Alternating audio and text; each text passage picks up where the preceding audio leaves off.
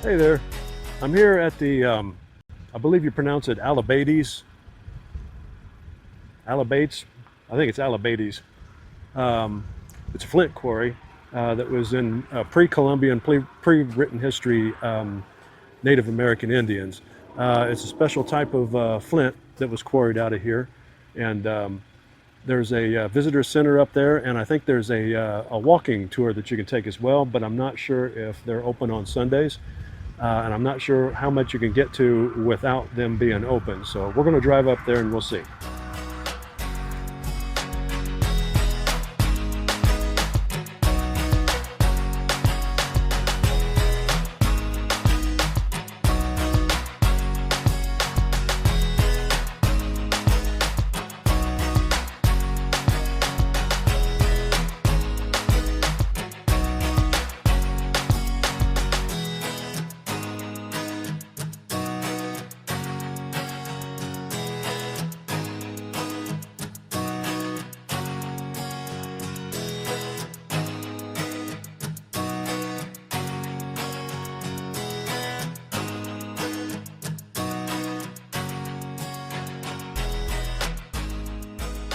When we count around, which is this would be the headwater inlet to Lake Meredith, and then on down at the other end is the dam for the reservoir.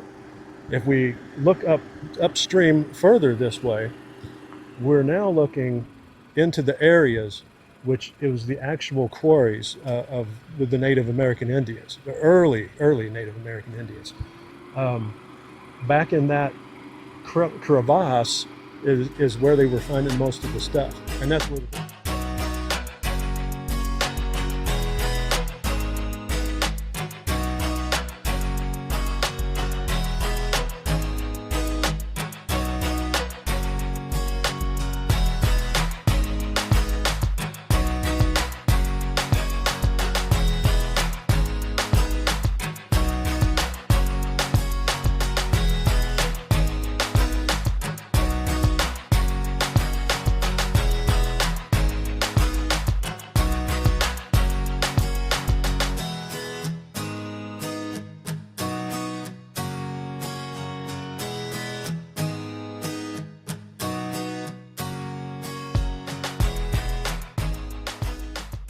as you can see behind me,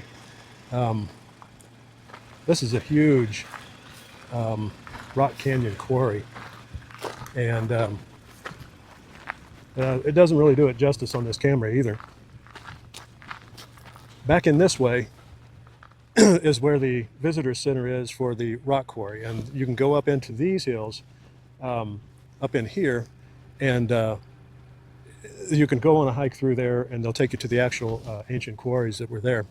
But honestly, I mean, that's just the ones that they know for sure based off of the remains.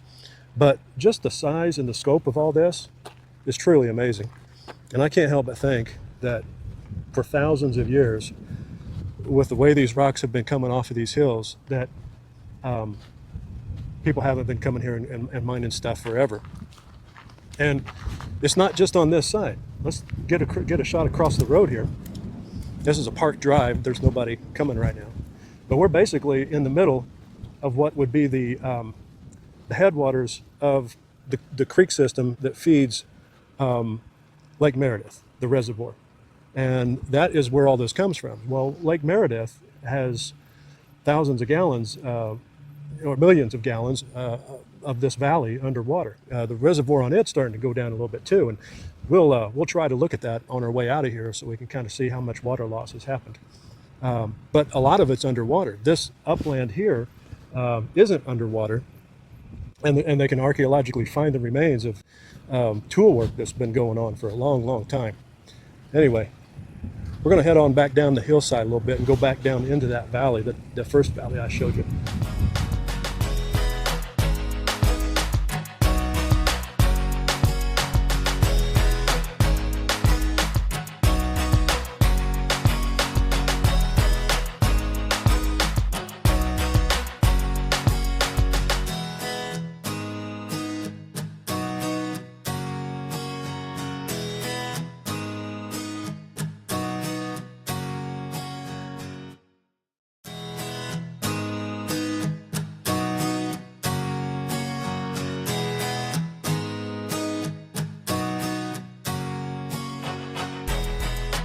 that area, you can see the high points.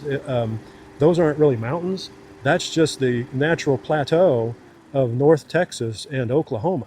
But as you come down out of Oklahoma into North Texas, you wind up rolling down into this bowl in the Texas Panhandle, and that bowl gives drainage into creeks and rivers, and those rivers then dig down into this loose consolidated stone, starting to break it away, making these natural canyons.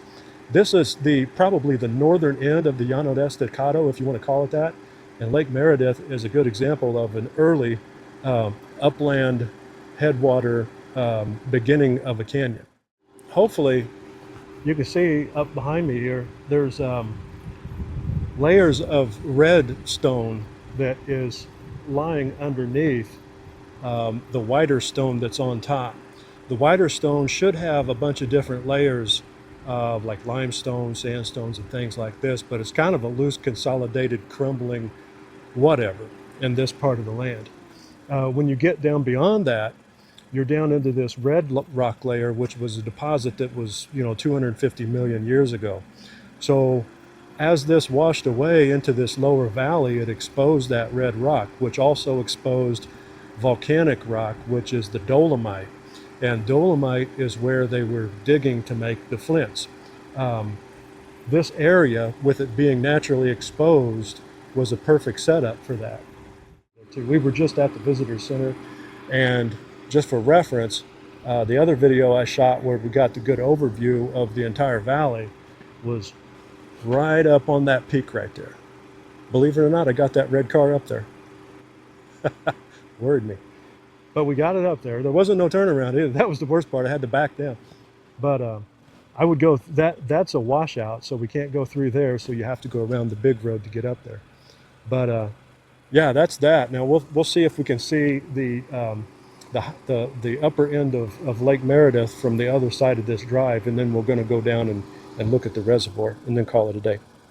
Now when Lake Meredith was put in, it was kind of similar to the lake we looked at earlier, the Optima Lake. Only difference was this reservoir actually had water at the time. And if you look here, you can see the evidence of what's happening with this drought. This was a road to go to the Alibates Quarry boat ramp. But as you can see, you're not going to be launching a boat anywhere around this area. As you look through over here, you can see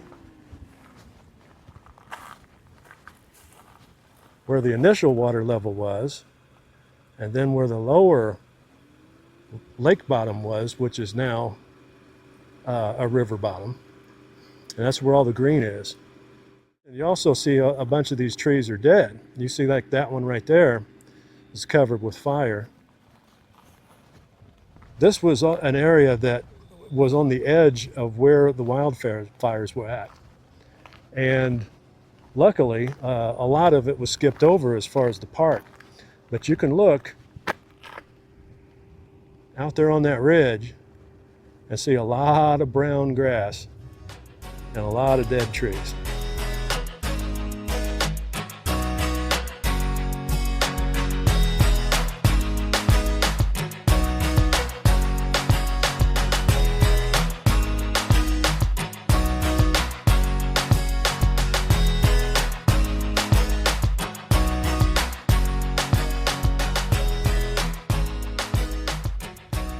As I'm looking at all this, we're looking at the backside of one of the large cliffs, which was part of the rock quarries.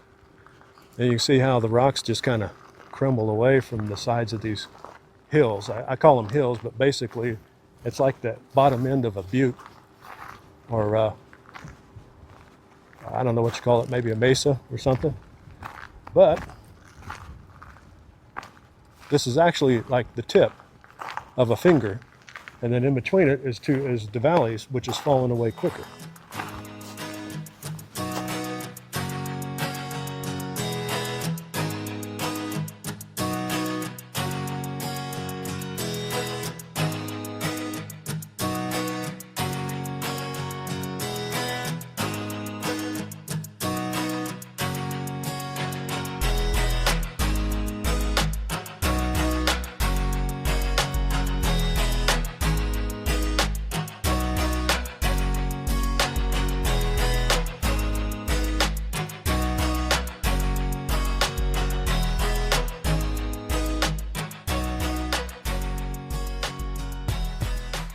couple of trees up close here.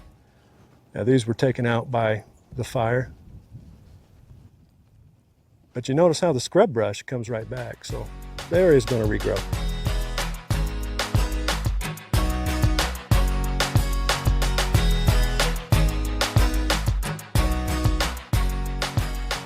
You can kind of see the progress of how the water and the rain and the aquifer usage in this part of the country is changing, where in the last century they thought they was going to be able to get make man-made reservoirs higher up onto the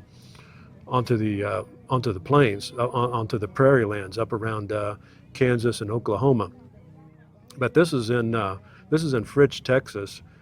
It's part of the same system. The land starts up in Kansas and Oklahoma, pretty much being high and flat, and then you've got that sort of white rock layer that's covering everything. That's the bedrock up there. Then it starts to roll down about the time you hit the Texas border.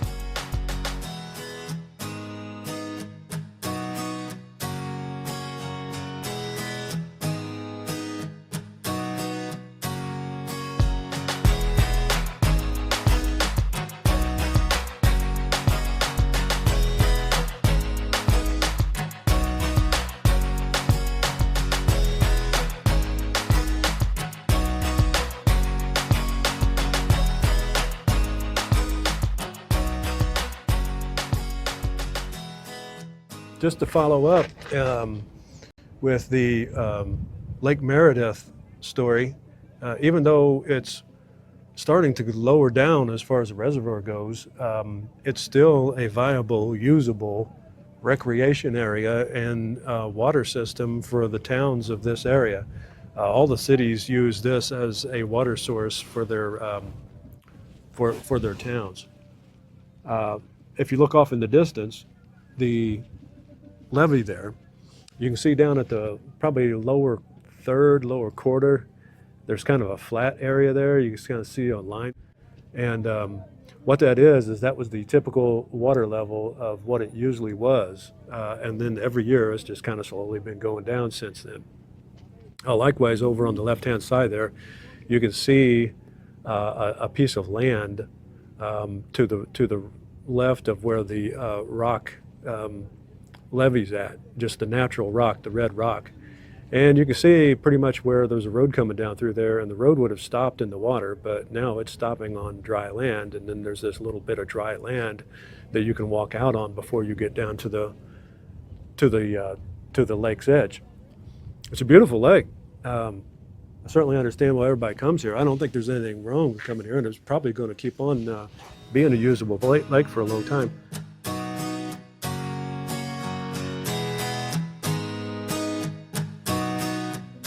So anyway, this is Lake Meredith right here, and it's still a real beautiful place.